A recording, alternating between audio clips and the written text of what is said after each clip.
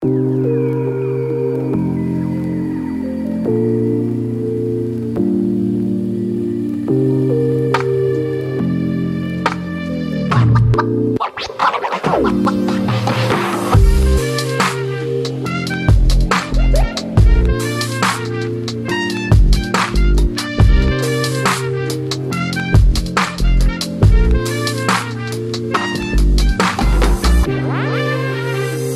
jumpa lagi dengan saya Cika dalam online experience Gracia Community Purwokerto, komunitas yang gahar dan ramah. Terima kasih kepada Bapak dan Ibu yang telah menyaksikan tayangan ini, bagi yang Kristen maupun yang bukan Kristen. Semoga tayangan ini bisa menjadi berkat untuk kita semua.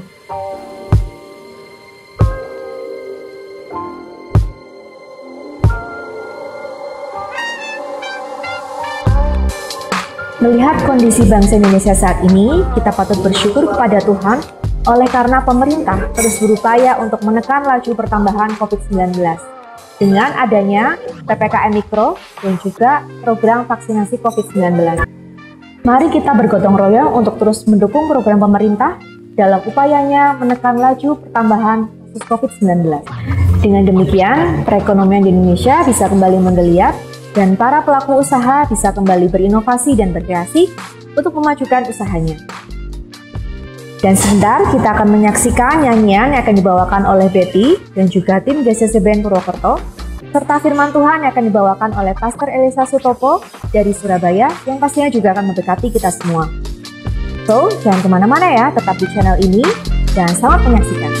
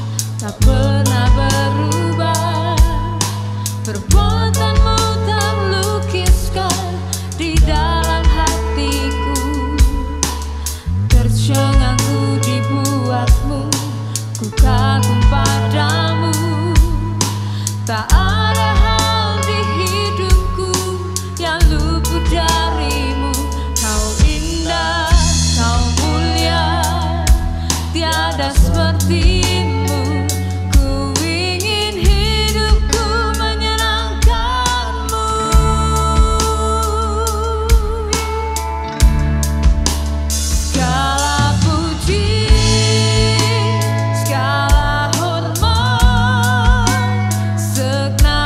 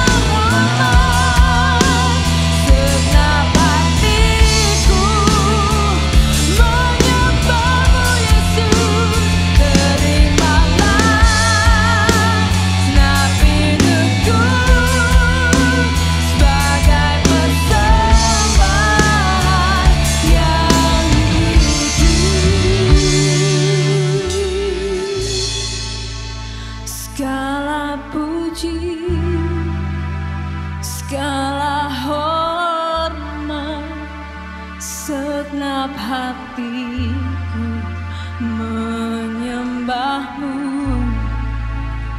terimalah segenap hidupku sebagai persembahan.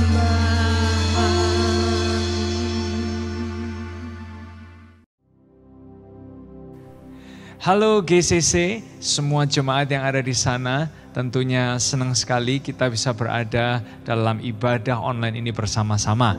Dan saya ingin mengucapkan terima kasih buat Ibu Pendeta Lois, Pastor Jason juga, dan semua tim leadership yang ada di GCC Purwokerto. Tentunya saya percaya bahwa Tuhan terus ada bersama dengan gereja GCC dan sedang mengerjakan karya-karya yang luar biasa. Nah, hari ini saya ingin mengajak kita membahas tentang sebuah topik yang mungkin seringkali ini ada dalam hati kita, yaitu tentang kata-kata ini, more. Ya. Nah, semua orang pada dasarnya ingin dan kalau bisa dapat atau punya more, ya kan? Sehingga nggak jarang di sosial media banyak orang membuat hashtag, misalnya more itu lebih ya, lebih baik, lebih sehat, lebih disiplin, lebih maju, lebih berhasil, lebih diberkati, ya kan? Mungkin lebih kurus atau mungkin lebih gemuk, yang lain kepingin lebih bebas, lebih sehat, lebih kuat dan lain sebagainya. Bahkan ada beberapa yang mungkin secara rohani dia mengucapkan keinginan lebihnya, mungkin lebih akan penyediaan Tuhan, akan mujizat dan lain sebagainya. Semua itu adalah hal yang baik, semua itu adalah hal yang boleh kok kita minta kepada Tuhan. Tapi menarik sekali kadang kalau kita pikir-pikir dengan pikiran kita sendiri dan kalau mau jujur dengan diri kita, di lubuk hati kita when we talk about more, saya kepingin lebih ini, lebih itu, lebih gini, lebih gitu. Seringkali itu bicara tentang apa yang membuat kita jadi lebih enak. Seringkali itu bicara tentang membuat kita tentang ini, membuat kita bicara tentang apa sih yang bisa membuat saya lebih nyaman dalam kehidupan ini. Nah, tapi menarik sekali, jarang ada orang berani bilang gini, Tuhan, more, bicara tentang lebih, kenapa Tuhan nggak lebih lagi bentuk-bentuk kehidupan saya? Jarang banget ada orang berani berkata, Tuhan, lebih lagi, Tuhan bentuk, Tuhan proses hidup saya to be more like you. Jarang banget orang berdoa seperti ini. Oleh sebab itu hari ini saya ingin mengajak kita melihat apa sih more yang gak akan terganggu oleh pandemi, more yang gak akan terganggu oleh kondisi ekonomi, more yang gak akan terganggu oleh situasi di sekitar kita. Salah satu more yang tidak akan terganggu oleh kondisi, oleh situasi, oleh virus, oleh pandemi, oleh ekonomi, oleh apapun yang terjadi di sekitar kita adalah ini, to be more like Jesus. To be more like Jesus, ini salah satu more yang gak akan bisa diganggu oleh keadaan dan kondisi di sekitar kita. Nah, suatu ketika kepada orang-orang di Korintus yang mereka sedang menikmati fasilitas, mereka mungkin juga punya kenyamanan, gegap gempita kota tersebut. Lalu ada tawaran-tawaran demi godaan-godaan yang mereka harus hadapi setiap harinya. Paulus suatu hari dia menjelaskan tentang sebuah more ini. Sebuah more yang harus dialami oleh orang-orang yang ngakunya kenal Yesus, oleh orang-orang yang ngakunya katanya Yesus itu baik, bahkan oleh orang-orang yang katanya percaya kepada Yesus, maka more ini harus dialami oleh orang-orang tersebut. Nah, sehingga dalam 2 Korintus 3 ayat yang ke-18, ini yang dituliskan oleh Rasul Paulus kepada orang-orang di Korintus. Ayat ini berbunyi demikian. Saya bacakan buat kita semua. Kita semua mencerminkan kemuliaan Tuhan dengan muka yang tidak terselubung. Dan karena kemuliaan itu datangnya dari Tuhan yang adalah Roh, maka kita diubah menjadi serupa dengan gambarnya dalam kemuliaan yang semakin besar. Dalam bahasa Inggris, and the Lord who is the Spirit makes us more and more like Him as we are changed into His glorious image. Nah, oleh sebab itu Rasul Paulus dia lagi menjelaskan ada sebuah more yang Di tengah-tengah tawaran, di tengah-tengah godaan, di tengah-tengah kenyamanan dan keinginan, bahkan semua tantangan kehidupan dan pergumulan kehidupan yang bisa terjadi, satu more ini tidak akan terganggu ketika kita mau ngelihat apa yang Yesus mau kerjakan. Nah, oleh sebab itu Paulus lagi mengajak semua orang di Korintus yang katanya percaya Yesus, kenal Yesus, tahu bahwa Yesus itu baik. Let's be more like Jesus. Ayo sama-sama kita kenalin more ini, ketahui more ini, dan bergerak ke arah more ini, yaitu to be more like Jesus. Makin serupa dengan Yesus. Nah, mungkin beberapa kita merasa gini, oke, saya paham sekarang bahwa we have to be more like Jesus di tengah kondisi apapun, dalam keberkatan, dalam penuh dengan tantangan atau pergumulan. Let's be more like Jesus. Saya paham, mungkin Anda berkata seperti itu. Tapi how? Gimana kita mengarah ke sana? Ini yang bisa kita pelajari. Ternyata Bapak Ibu Saudara sekalian, to be more like Christ, to be more like Jesus. Yang pertama, itu bukan tentang aku lagi. Boleh nggak Anda ketik di kolom komentar di YouTube dimanapun Anda menyaksikan ibadah online ini, ataupun mungkin Anda sedang bersama dengan orang di sekitar saudara, katakan sama mereka, bukan tentang aku lagi. Nah, perhatikan kata-kata Paulus. Dia bilang kita semua mencerminkan kemuliaan Tuhan dengan muka yang tidak berselubung. Dan karena kemuliaan itu datangnya dari Tuhan yang adalah Roh. Nah, Rasul Paulus dia lagi menjelaskan kepada kita semua, ketika kita berdoa, kita mau diproses, mau dibentuk-bentuk sama Tuhan untuk makin serupa dengan Yesus. Ini bukan tentang kita lagi. It's not about us anymore. Bukan tentang aku lagi, tapi tentang Kristus yang hidup di dalamku. Oleh sebab itu dalam Galatia 2 ayat yang ke-20, ayatnya berbunyi demikian, aku sudah disalibkan dengan Kristus. Bukan lagi aku yang hidup, melainkan Kristus yang hidup di dalam aku. Nah, ternyata mau menjadi serupa dengan Yesus, more like Christ, itu gak bisa menggunakan aku yang ada di dalam kita. Karena akunya saya, akunya kita semua ini, itu egois. Akunya saya, akunya kita semua ini selfish banget. Aku yang ada di dalam saya dan ada di kita semua ini ternyata aku yang pemarah, pemalu, pendendam, sukanya ingat masa lalu, hanya peduli dengan kepentingan diri sendiri.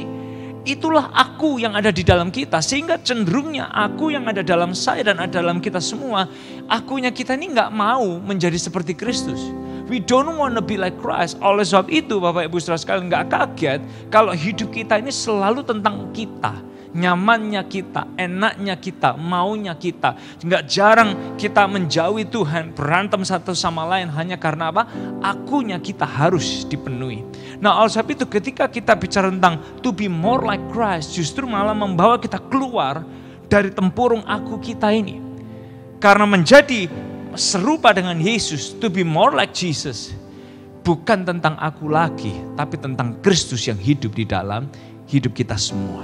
Nah, kalau Anda pernah tahu yang namanya Tower of Pisa. Tower of Pisa yang ada di Eropa. Semua kita tahu bahwa tower ini makin lama makin miring, makin miring, makin miring, dan makin miring. Sampai suatu ketika, tower ini, di mana orang yang pergi berlibur ke sana pasti selalu kepingin lihat Tower of Pisa. Tempat ini ditutup untuk umum. Ya, karena apa? Karena mereka sedang merenovasi, mereka sedang mengerjakan. Di tahun 1993 sampai 2001 mereka menghabiskan $25 juta hanya untuk merenovasi, memperbaiki dan menstabilkan Tower of Pisa ini. Karena apa? Makin miring dan makin miring dan makin miring. So mereka harus mengeluarkan dana untuk membuat supaya tower ini bisa distabilkan. Dan bahkan mereka meluangkan waktu, mengeluarkan tenaga, mengeluarkan biaya hanya untuk mengurangi kotoran dan mungkin kerak-kerak yang ada di tower tersebut. Ketika mereka membersihkan tower itu untuk mengurangi kemiringannya, mereka membersihkan 110 ton kerak yang ada di tower itu. Supaya apa? Tower ini bisa distabilkan lagi. Nah, menarik sekali Bapak Ibu Saudara sekalian. Kenapa kok tower ini makin lama makin miring dan dia makin bisa kolaps? Dia makin miring bukan karena desainnya yang jelek, bukan. Bukan juga karena bentuknya yang jelek, bukan juga. Bukan juga karena bahannya atau siapa yang mengerjakan dulunya, bukan juga karena hal itu. Ternyata tower ini dia makin miring dan makin miring karena tanah di mana tower ini berdiri, itu tanah yang tidak stabil. The soil di mana tower ini didirikan, itu adalah tanah yang kurang bagus kondisinya. Sehingga tower ini nggak punya fondasi yang baik. Yang terjadi dia akan makin miring dan lama-lama dia bisa kolaps. Di bagian bawah dari tanah ini, berdirinya tower ini adalah bagian yang terlalu lembek untuk tower ini bisa berdiri kokoh di sana. Nah, sebuah pelajaran menarik dari ilustrasi itu tadi. Bagian dalam, ya, bagian fondasi, itu sesuatu yang sangat penting untuk diperhatikan, apalagi untuk menopang hal-hal yang besar.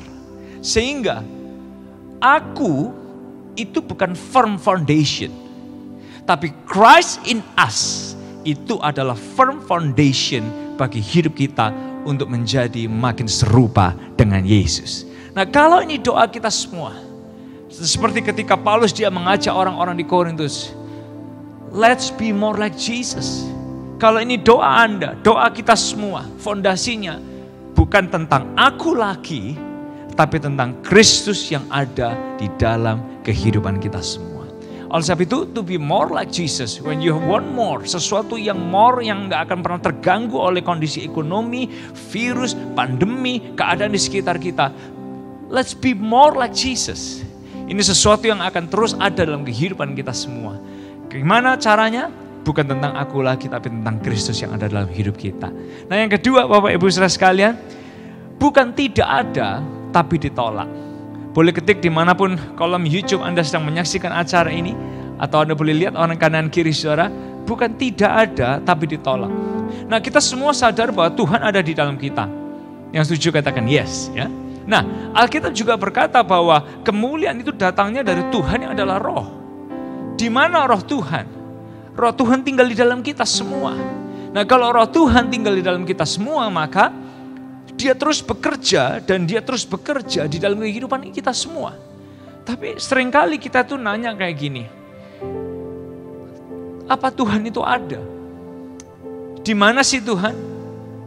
Apa Tuhan masih kerja nih bagi kita semua? Nah, jawabannya, Tuhan bukan tidak ada, tapi seringkali ditolak. Bapak Ibu Saudara sekalian, saya kepingin mengilustrasikan dengan benda yang ada di sekitar saya. Saya contohkan dengan lampu yang sedang menyoroti panggung ini, atau wajah saya, atau kehidupan saya ini, atau diri saya saat ini. Bapak Ibu Saudara, kalau Anda lihat dalam Bilangan pasal yang ke-6, ayat yang ke-24-26 berkata seperti gini, Tuhan memberkati engkau. Ketika Tuhan memberkati itu bukan hanya bicara soal uang, tapi bicara soal ini, making us to be more like Jesus. That's the greatest blessing dalam hidup kita. So, Tuhan memberkati engkau dalam Bilangan 6 ayat 24-26, melindungi engkau. Tuhan menyinari engkau, seperti cahaya lampu ini sedang menyinari saya, demikian juga Tuhan sedang bekerja. Dia menyinari engkau dengan wajahnya, memberi engkau kasih karunia. Tuhan menghadapkan wajahnya kepadamu dan memberi engkau damai sejahtera. Dalam arti kata lain gini, ketika lampu ini seolah-olah seperti Tuhan yang selalu ada, selalu bekerja dan selalu bekerja dalam kehidupan kita. Yang sering kali kita lakukan adalah gini, bukan Tuhan gak kerja, bukan Tuhan gak lagi memancarkan wajahnya kepada kita, tapi yang sering kali kita lakukan adalah kita yang menolak dia. Kita tolak Tuhan dengan gini, Tuhan sorry ya, jadwal saya itu padat banget. Tuhan gak lihat nih agenda di HP saya, agenda di laptop saya, agenda di buku agenda saya. Jadwal saya itu penuh. I don't have time for you. Saya gak punya waktu buat Tuhan. Saya gak punya waktu untuk doa, saat teduh, penyembahan, mengenali Yesus dan lain sebagainya. I don't have time. Karena apa? Tuhan gak lihat jadwal saya. Please, coba cek jadwal saya, agenda saya. Baru nanti kalau Tuhan udah lihat jadwal saya dan agenda saya, baru Tuhan ngomong seberapa sibuknya saya. Wah, seolah-olah kayak we don't need Him. Bahkan kita lebih hebat daripada kesibukannya Tuhan. Sementara yang lain lagi, Bapak Ibu Saudara sekalian, kita bukan hanya menolak Tuhan dengan agenda kita, dengan jadwal-jadwal kita, tapi seringkali kita juga menolak Tuhan dengan ini nih, selubung kita. Selubung itu bicara tentang apa sih? Rasa malu kita, rasa marah kita. When God wants to work in you, kita merasa, oh bukan waktunya, saya masih gak bisa. Saya nggak bisa move on dari rasa marah, saya nggak bisa move on dari rasa benci, saya nggak bisa move on dari rasa jengkel, mungkin dari dengki, dari masa lalu, dari luka yang kita selalu menghindari Tuhan dengan ini, selubung kita dengan semua masa lalu yang ada dalam kehidupan kita ini. Dan bukan cuma itu Bapak Ibu Saudara sekalian, seringkali ini yang kita lakuin sama Tuhan. Tuhan, I'm sorry ya, saya nggak punya waktu nih buat Tuhan. Karena apa? Kita mulai bangun tembok nih. Kita bangun tembok penghalang sama Tuhan. Dan tembok penghalang ini itu adalah nilai-nilai, budaya-budaya, tradisi-tradisi yang seringkali kita masih pegang. Dan bukan nilai kerajaan surga, bukan budaya Yesus Kristus, tapi seringkali tradisi, budaya, masa lalu, atau masyarakat yang ada di sekitar kita. Dan kita merasa gini, please, Tuhan gak nyambung deh sama hidup saya. Tuhan gak cocok dengan kehidupan saya. Tuhan kurang fit deh dengan apa yang saya mau dalam hidup ini. Seringkali kita apa? Bangun tembok. Dan yang lebih menarik lagi Bapak Ibu Saudara sekalian, bukan hanya kita bangun tembok, tapi ini yang seringkali kita lakuin. Oh God, I'm sorry ya, dia lagi kerja, kita ngomong apa? I'm sorry, I don't have time for life changing. Saya ini terlalu sibuk Bible study. Saya sibuk doa saya, penyembahan saya sibuk banget Tuhan. Tuhan gak lihat jadwal list saya, ayat-ayat yang harus saya pelajari, pembicara-pembicara yang harus saya dengerin. Tuhan gak lihat. Mungkin Tuhan lagi ngomong kayak gini, hey, waktunya kamu berubah. Tapi kita ngomong sama Tuhan apa? No God, I don't have time for life changing. Saya ini terlalu sibuk dengan semua kegiatan kehidupan saya. Menarik sekali Bapak Ibu Saudara sekalian. Siapa kita sampai kita tuh bisa menolak Tuhan? Terlalu sombong bagi kita dan berani banget menolak Tuhan yang dia mau memancarkan wajahnya kepada kita. Dan dia mau selalu bekerja dalam kehidupan kita. Tapi tanpa kita sadari, kita tolak dengan agenda kita tolak dengan selubung kita tolak dengan tembok yang kita bangun, kita tolak dengan semua kegiatan rohani yang seolah-olah kita lakukan. Tapi Tuhan dia sedang bekerja dan mengajak kita. It's time for you to change. Waktunya buat kita untuk mengalami perubahan kehidupan. To be more like Jesus. Makin serupa dengan Yesus. Nah, oleh sebab itu Bapak Ibu Saudara sekalian, let Him works in you. Izinkan dia bekerja dalam kehidupan semua. Karena apa? Dia gak bisa fixing things that you fake. Oleh sebab itu, izinkan dia mengerjakan sesuatu dalam kehidupan kita semua. Membongkar selubung kita, membongkar tembok-tembok yang sedang kita bangun. Supaya apa? You can be more like Jesus. Itu adalah the greatest more yang bisa kita alami dalam hidup kita. Itu adalah the greatest blessing yang bisa kita alami. More than just money atau kenyamanan kehidupan. To be more like Jesus adalah salah satu berkat yang Tuhan mau kerjakan dalam kehidupan kita semua. So di momen kita berdoa, God, I want to be more like you. Maka kita harus berkata, Tuhan, Engkau harus makin bertambah di dalam aku. Dan biar aku ini makin kecil di dalamku. Yohanes 3:30 dia mengingatkan kita semua, dia harus semakin bertambah. Dan aku harus semakin kecil. So kalau ini doa kita semua, bilang sama Tuhan, Engkau harus makin bertambah besar dalam hidupku dan aku harus makin kecil. Yang ketiga Bapak Ibu Saudara sekalian, to be more like Jesus. Yang ketiga, makin serupa Yesus adalah goalnya. Makin serupa Yesus adalah goalnya. Dari semua kegiatan, dari semua berkat, bahkan semua tantangan yang sedang kita alami hari ini, goalnya adalah serupa dengan Yesus. To be more like Jesus. 2 Korintus 3:18 mengingatkan kepada kita, maka kita diubah menjadi serupa dengan gambarnya Tuhan dalam kemuliaan yang semakin besar. Kata maka itu adalah dampak dan hasil, ya. Kalau kita di momen Anda sedang berdoa, God, I want to be more like you. Oh, dia akan langsung kerjakan, dia akan mulai proses kehidupan kita.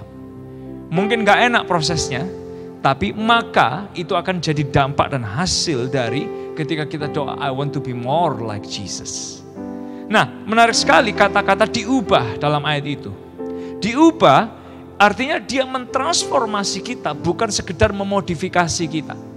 Nah, ketika Tuhan mentransformasi kita, saya berdoa akan ada murid-murid Yesus lewat GCC yang akan ditransformasi, bukan memodifikasi dirinya, tapi ditransformasi seperti kepompong jadi kupu-kupu, seperti kecebong jadi katak, seperti penjala ikan jadi penjala manusia. Demikian Tuhan, dia akan mentransformasi kita.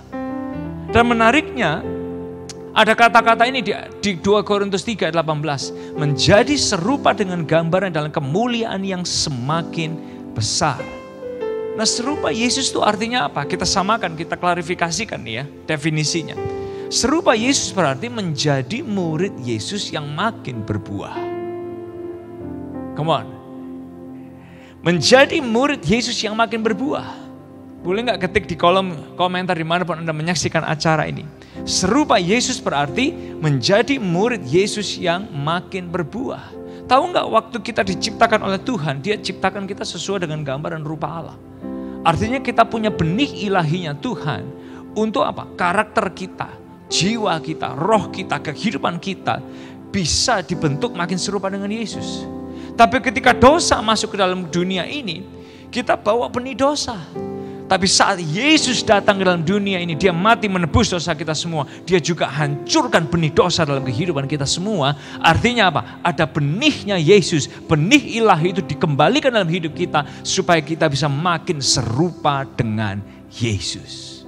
Nah, Bapak Ibu Saudara sekalian, ketika benih ini ada di dalam kita, membuat kita bisa makin serupa dengan Yesus. Serupa dengan Yesus itu artinya apa? Menjadi murid Yesus yang makin berbuah. Nah, pertanyaan selanjutnya, buahnya apa nih Pastor Alisa yang harus ada, yang bisa ada dalam kehidupan murid Yesus yang makin berbuah? Buahnya adalah buah pertobatan. Buah yang berikutnya adalah buah perubahan kehidupan. Buah yang berikutnya adalah buah jiwa. The more you become like Jesus, the more you love what He loves. Makin Anda cinta apa yang Dia cintai. Artinya cinta jiwa, berbuah jiwa. Buah apa lagi? Buah murid. Seperti Yesus memuridkan kita, kita juga bergerak memuridkan orang lain supaya mereka menjadi murid Yesus yang berbuah. Buah apa lagi yang harus ada? Buah pelayanan. Itu harus ada dalam kehidupan kita semua.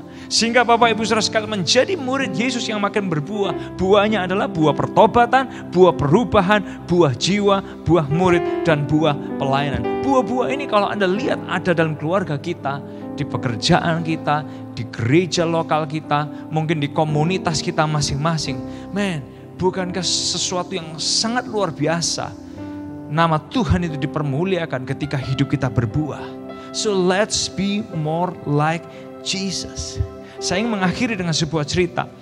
Di masa pandemi saya belajar untuk bersepeda dengan benar.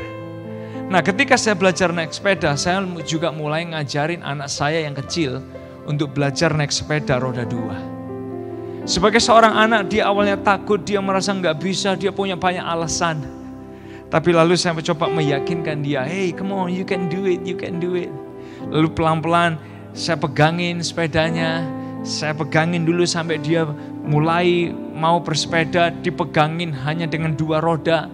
Lalu dia mulai belajar untuk dilepas pelan-pelan. Dilepas pelan-pelan yang lebih lama lagi sampai akhirnya dia bisa. Di momen itu, di proses itu, ketika satu perubahan aja terjadi, saya sebagai papanya itu happy banget. Wah, hebat, Meme hebat.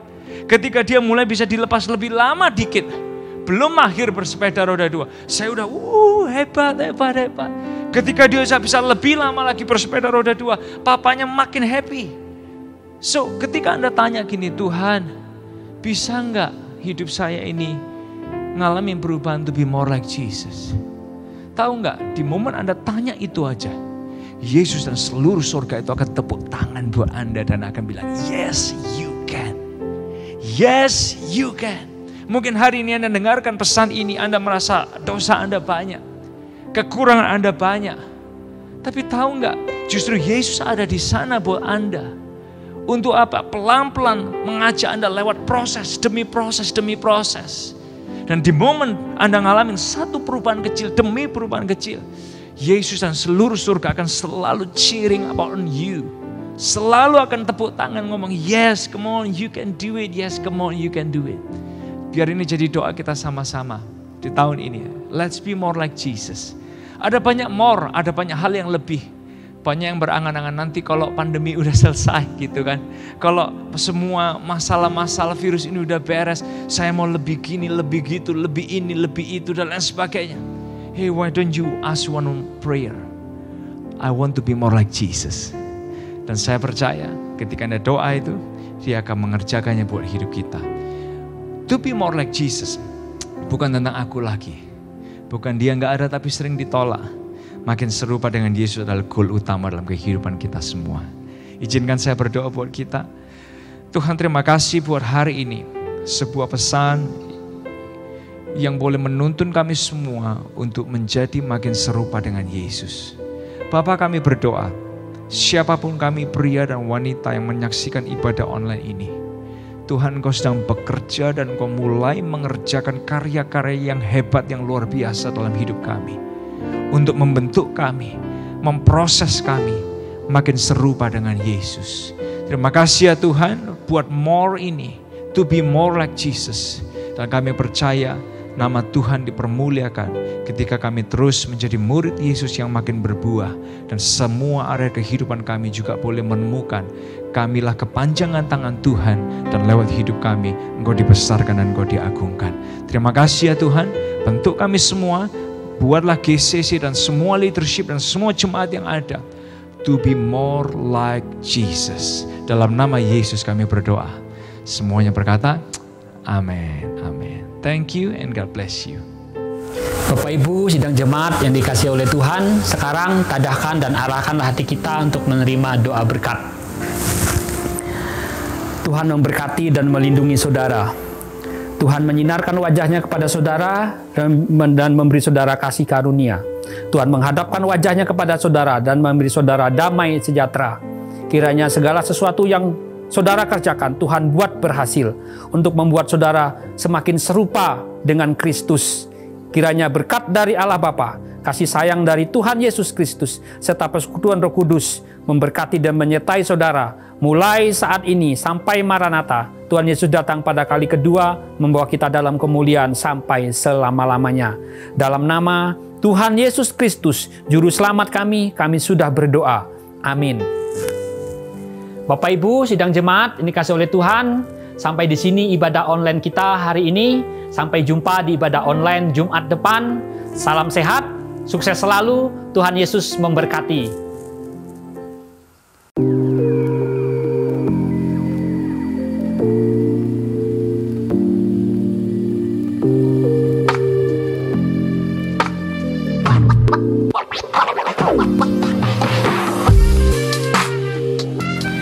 Terima kasih kepada Pastor Elisa Sutopo yang telah menyampaikan firman Tuhan yang pastinya memberkati kita semua, terutama dalam kondisi kita di dalam pandemi COVID-19 ini.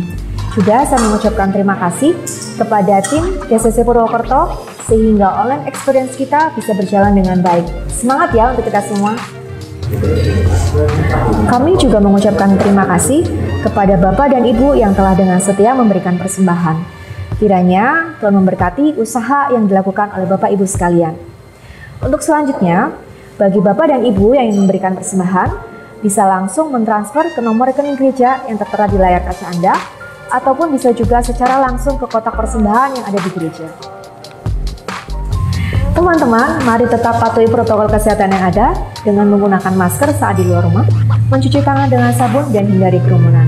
Sayangi diri Anda, keluarga, dan teman-teman Anda. Saya Cika, sampai bertemu lagi di online experience kita Jumat depan. Tuhan Yesus memberkati.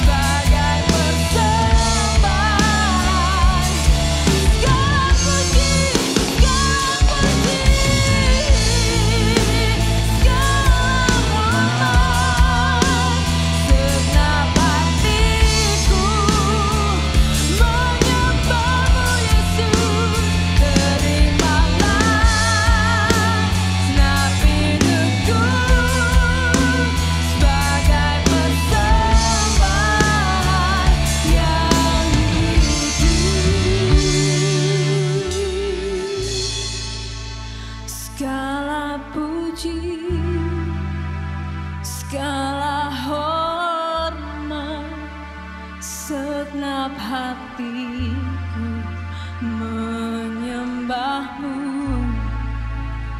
terimalah